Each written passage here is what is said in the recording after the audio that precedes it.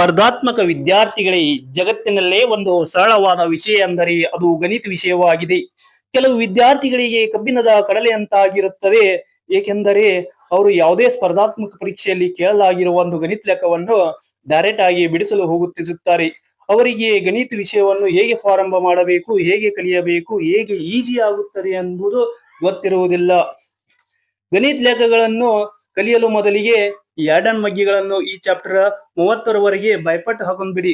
ಯಾರ್ಡನ್ ಮಗ್ಗಿ 30ರವರೆಗೆ ಬೈಪಾಟ್ ಮಾಡಬೇಕು. ಏಕೆಂದರೆ ಯಾರ್ಡನ್ ಮಗ್ಗಿ ಬರಲಾರದೆ ಯಾವುದೇ ಲೆಕ್ಕಗಳನ್ನು ಬಿಡಿಸಲು ಬರುವುದಿಲ್ಲ.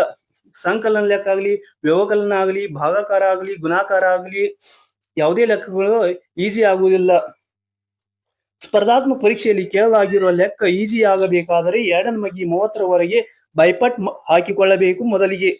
ಏಕೆಂದರೆ ಗಣಿತ ಆಗಲಿ, ರೀಸನಿಂಗ್ ಆಗಲಿ ಯಾರ್ಡನ್ ಮಗ್ಗಿ ಇಲ್ಲದೆ ಈಸಿ ಆಗುವುದಿಲ್ಲ. ಯಾರ್ಡನ್ ಮಗ್ಗಿ ಬೈಪಾಟ್ ಮಾಡಿದ ತಕ್ಷಣ ಎಲ್ಲಾ ಲೆಕ್ಕಗಳು ಈಸಿ ಆಗುತ್ತವೆ ಅಂತಿಲ್ಲ. ನಂತರ ವರ್ಗ ಸಂಖ್ಯೆಗಳನ್ನು ಬಿಡಿಸುವುದು ಕಲಿಯಿರಿ. ಅದರ ನಂತರ ಘನ ಸಂಖ್ಯೆಗಳನ್ನು ಬಿಡಿಸುವುದು ಕಲಿಯಿರಿ. ನಂತರ ಸಂಕಲನ, ವ್ಯವಕಲನ, ಗುಣಾಕಾರ, ಭಾಗಾಕಾರ ಲೆಕ್ಕಗಳನ್ನು ಕಲಿಯಿರಿ. ನಂತರ LCM ಮತ್ತು HCF ಲಸ